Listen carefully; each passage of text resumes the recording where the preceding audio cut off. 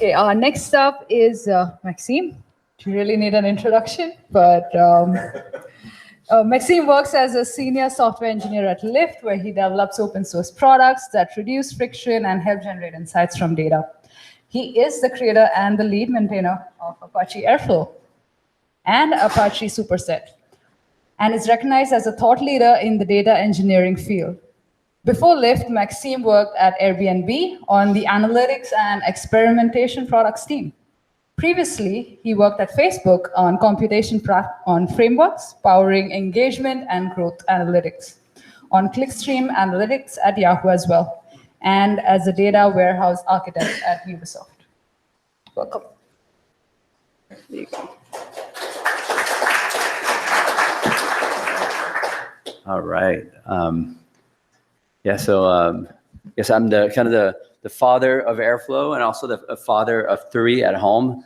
I usually am asleep. Not really, but where to start? So the talk that I want to give today is not exactly the same one. I think that was registered on the agenda for tonight. So what I want to talk about is kind of some of the challenges and opportunities ahead. And I think it will overlap somewhat with some of the content in Feng's talk too. So I think there's like points that we're going to make like twice tonight, but hopefully it kind of underlines and it puts more weight behind some of these ideas. Some of these ideas I've been around since I wrote some of the code early on, right? So when I wrote the scheduler, I just knew that one day we're going to have to have a distributed scheduler, and that's one of the bubbles there that we'll get into and talk about. Some of the ideas are much newer too. Some of the ideas have been discussed widely between committers and beyond. Some of these ideas have been discussed on a mailing list, and some are just like ideas in my head too. So yeah, it used to be. I think I kind of forgot to do my intro, but my intro is like. Originally, I think, so I used to be the only person you could, point a finger to when about any Airflow, architecture issue or bugs or problems. But now we're a big community, so we get to share that together. Cool. So I'm going to give a little bit of context before I jump into my talk. And when I saw the title of the talk too, I thought I was going to do a little bit of a kind of a State of the Union thing. So I threw an extra slide in there. So a little bit about me, but I've been introduced already. I worked at all these companies, started these projects.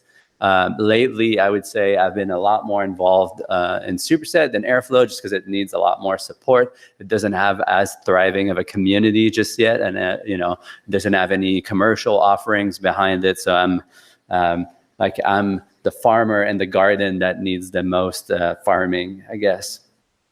So that was a slide. So this talk originally I gave at Google. I came to talk to the part of the cloud open source team, and I wanted to provide a little bit of context on Airflow. This can serve a little bit of a state of the union too.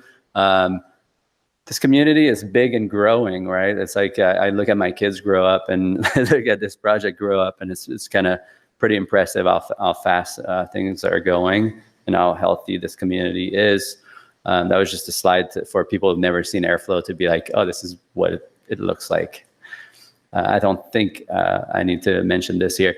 So the talk today is about like taking Airflow to the next level, and I'm going to talk about some of the points that I think need to be done. Those are not things, by the way, that I'm signing off to do. This is just things I think that the community needs to work on as a whole. I might partake in some of these things that I've always said that I might come back to Airflow with a vengeance to kind of really help build the next gen stuff. But I'm not planning on working actively on that stuff specifically. It's more things that are already ongoing or needs to be ongoing. So that was my the slide that I squeezed in today. So this is not like fully recycled talk. I did add a slide. So I think like you can notice that just in terms of the contribution. So this is the chart of the number of commits per week. like we're still growing in terms of like how many commits get, issued and merged. I wish personally, I think every commit, every PR needs deep attention and needs to be honored with like the best reviewer and the best feedback and all that stuff. I think the new wave of maintainers and committers have done a good job at it, but it becomes increasingly harder. Sometimes it's like the more you review code and then the more welcoming you are as a project or as a host for a project, the more people come too. So it's an increasing challenge, right?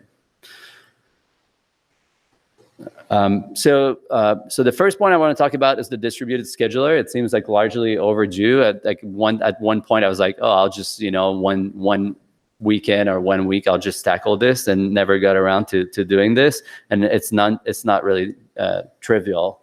I think as software grows, it gets harder to do things, to evolve the software. There's more, backward compatibility, the challenges and things like that. But yeah, so the current state of the scheduler is that it can scale vertically, and it's been working well for most. I've heard that some people in more, I don't know how to put it, maybe ambitious environment or more risque environment, are running multiple schedulers today. But it's not been designed to work that way. There was some really good work done at Airbnb a few years back to just paralyze the scheduler. So now it's a multi-process process per se. So it spins up a certain number of processes, and these sub-processes are insulated and process a bunch of DAGs at once. That allows to, kind of scale the scheduler in a beefier machine. But we need to go, to a place where we can have multiple schedulers. And that means like having a little bit of leader election, and we probably don't want to bring in Zookeeper because that's just a whole bunch of extra trouble. So we need some sort of way to get consensus and leader election, pretty basic stuff. There's questions around like, how do we get these different processes to talk to one another? So currently the cross-process communication inside the scheduler talk with just using the basic like Python thread or multi-process pool. And of course those mechanics don't work on multiple machines. So there's a question of, do we use Redis for this, or do we use the database as a message queue, which is kind of an abuse, but perhaps it's something we can do for the sake of keeping the architecture of the system simple. So those are old ideas. I don't think it's that much work, but it's disruptive work, and it's work that no one wants to touch because it's like potentially a lot of code and slightly like dangerous. It's like a deep surgery, right? If you're not a surgeon, you're like, maybe not this week, maybe next year. The REST API is extremely overdue. So when I started writing the CLI, I was like, well, I know the right way to write software is to write a nice REST API and then to make the CLI on top of it. But I was just like, oh, we can fix this later. And we didn't. I certainly didn't, but so we have the beginning of a REST API there, and things are changing a little bit now that we're moving to the RBAC UI. So now we have role-based access control baked into the front end, and it seems like now is a good time to start thinking about maybe rebuilding this or building this REST API in a way that's like RBAC first, so that it's consistent with the UI in terms of who can do what, who can do which operation, and on which DAG are they allowed to do this. So once we have a REST API, we have to retrofit the CLI so that it actually uses it. And there's questions there, like, do we still allow local execution? Do we enforce? Right now, today, you can just use the CLI and not even spin off a web server. So does that mean that if we have a REST API and a CLI that sits on top of it, do we still allow for people to run a thick CLI autonomously or without having the need to have a web server running? So DAG Fetcher is something I've been talking about for a long time. is this idea. Well, maybe I'll do the problem statement here. I think I have slides to explain some of that. So the way Airflow works today is we have this construct called a DAG bag, and we assume that we have a place in the file system on each machine in the Airflow cluster where we have a whole bunch of definitions of DAGs. And in places like Airbnb, it means like 3,000 DAGs or something like that. So it's a big mono repo. It's not a mono repo, but it's a repo with all the DAGs in it for all the teams. This gets synced to all the machines in the cluster, and then we have this big DAG bag that like parses inside this file structure and like tries to look for a DAG file. So you'll see that this is not the best way to manage artifacts and just like code or object definitions. That doesn't scale very well. So I think we really need an abstraction in this space. And it's hard to design an abstraction that's going to work for everyone, because some people would like to put their DAGs in S3 or HDFS or GitHub or Artifactory.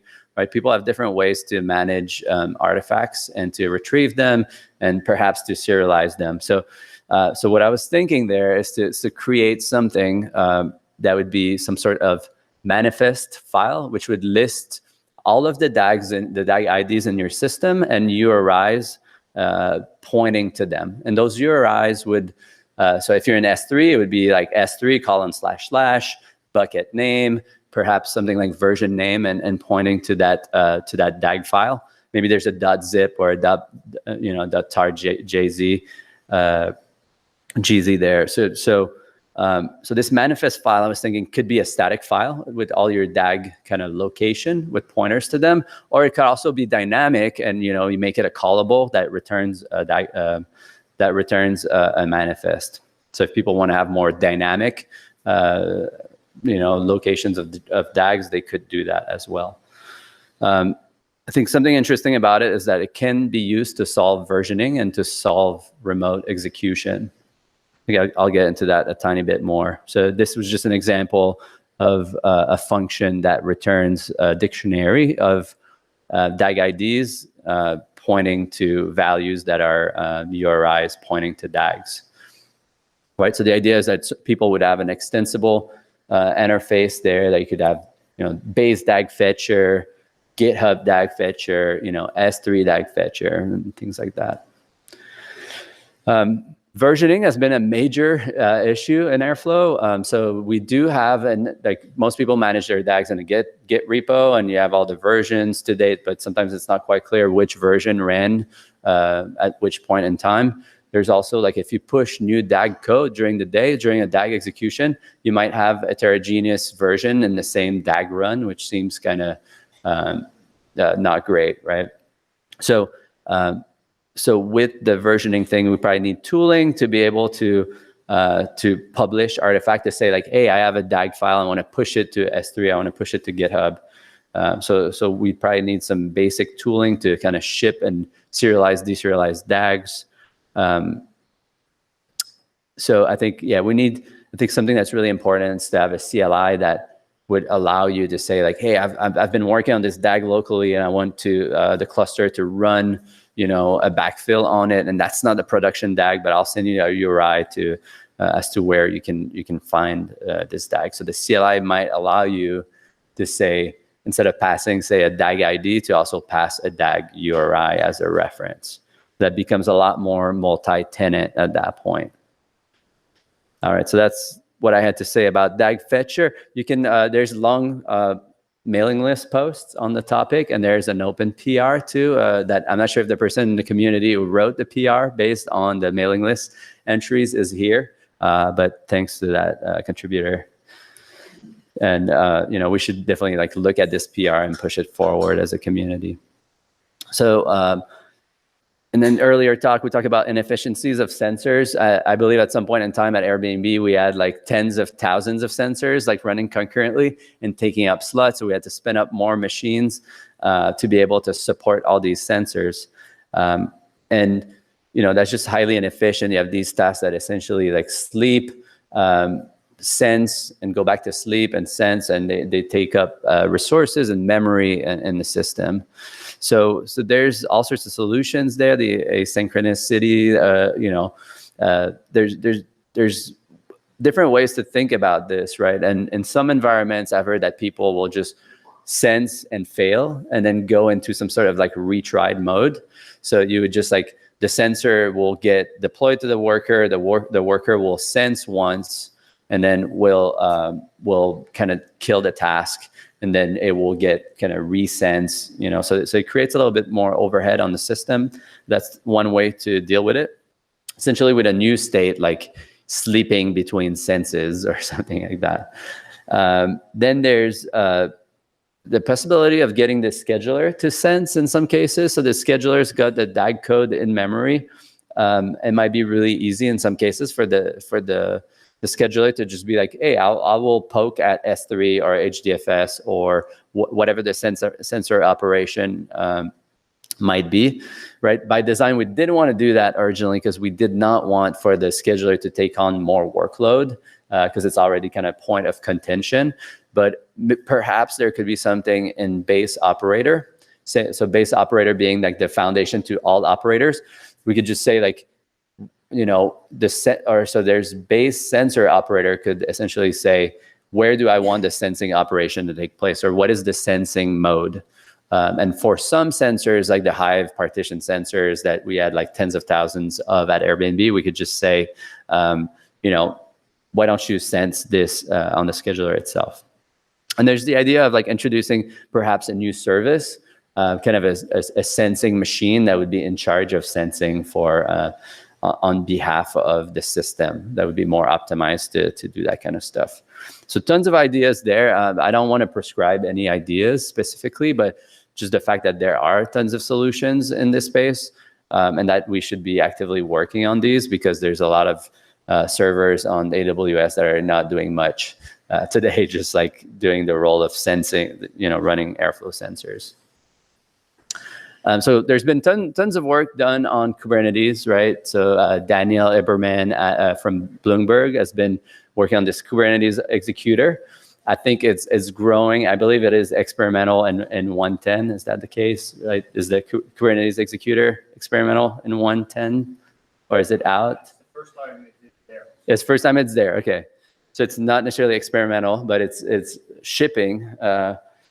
And I think something as complex as Airflow and something as complex as Kubernetes is hard to integrate. And hopefully this integration that we have works for most people, or will do over time, right? But I remember looking at some of the work taking place there, and it can be pretty challenging. There are some challenges around things like Airflow's got its own way of managing the life cycle of a task, right? We have these heartbeats and these processes that get triggered when tasks die. So I think from that perspective, I think there's a need to refactor more of the core Airflow logic into the executor logic so that we can shut it off for the Kubernetes executor. And here I'm talking specifically about this process that Feng mentioned too, that basically Airflow runs two sub-process on the worker. It runs a process that kind of babysits the sub-process, handles the heartbeat, and kind of if the sub-process dies, it knows what to do, or it tries to solve what's happening. On Kubernetes, we don't really need that to take place, right? Like we have another mechanism to babysit the tasks. So it becomes redundant at that point. So yes, the future, I think it's for it to become like the main way to run Airflow in production, right? And I think we're going to get there very, very quickly because the industry is moving really fast in that direction. So the next point is steady releases. That's been mentioned. So here I've got this like image of a lot of trains, cargo containers stuck someplace. So we have all these awesome PRs and code that it's really hard to put on a train and ship. And the more you have stuff, the more we accumulate, the harder it gets to get a train out of the station. So I'm hoping personally that some of the commercial the commercial offering around Airflow will contribute, and it sounded like Google wants to help with this, and I think eventually Astronomer and Qubole maybe will also partake in that. I think like we probably need as a community to like become a little bit more structured around this, and to say like have mechanism of like, hey, we're going to release every 2 months or every 3 months, have like release rotations and things like that. I did a lot of the early releases. I haven't done like any of the recent releases. So yeah, here, what else do I want to say? So some of the solutions there, the commercial incentive, breaking down the repository. I think that's happening. People have been talking about like moving all the operators out and all the hooks out. So it's easier to evolve the software in smaller chunks. And then better test suite, staging environments, maybe a shared staging environment that would be persistent, something better than Travis could really go a long way. Cool. So that was my last big slide, and I've got like the kitchen sink here of all the things I did not talk about, but shipping R back, deprecating the old UI, modernizing the JavaScript. There's been some work on that, which is great. So we actually like use NPM now, and the JavaScript is not as awful as it used to be. Maybe even in the future, providing a UI to author DAGs, a drag and drop thing, or some sort of like form-driven approach. Data awareness, so Bolka talked about this. Scaling the community, and then graduation. I think graduation is like largely overdue too, so we need to like carry this project across the finish line. All right, so that's all I got. But so I work at Lyft. I'm pretty approachable. So if any of you guys are interested in like scheduling time, coming over for lunch, or talking about any of these topics, or anything related to either Airflow or Superset, I'm always like open to hosting at Lyft. All right, thank you.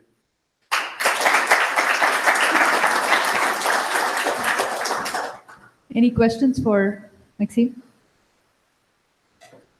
That was a lot to digest. Like I'm just like throwing everything I've got. Got to do this. We got to do that. Yeah. I was going to say one thing. I think with the releases, we always get down to tests and so on. But I think it's also a bit in the maturity of the community to accept feature incompleteness, because there's so much being pushed in it. You try to close the release, but then something going out. Can you put this in, please? Can you put this in, please? Can you put this in, please? Yeah. That's actually worse than all. Where you have 80% coverage pretty well, and it takes time to have the test suite run, but after half an hour it has finished. It's nice if it does it after 5 minutes, but it's not the differentiator on getting a release out. It's more the maturity of how we do it in that way, and then particularly those will help, but won't solve the whole issue. I know that like on the tooling side too. So for Superset more specifically, like I've been doing a lot of like cherry picking and like cutting branches internally at Lyft. And like I'm getting to the point where I'm like, I want to build tools to help with that. And I think like there's been some efforts in the community of like, how do we build ourselves better tooling to make it easier, so that every release gets a little bit easier too. So I think like tooling for anything repetitive, error prone, like painful to do, like tooling is the solution. So we need to build ourselves some good release tools. Cool. What other questions? There will be a panel. I know I ran over, so there will be a panel at the end. So yeah.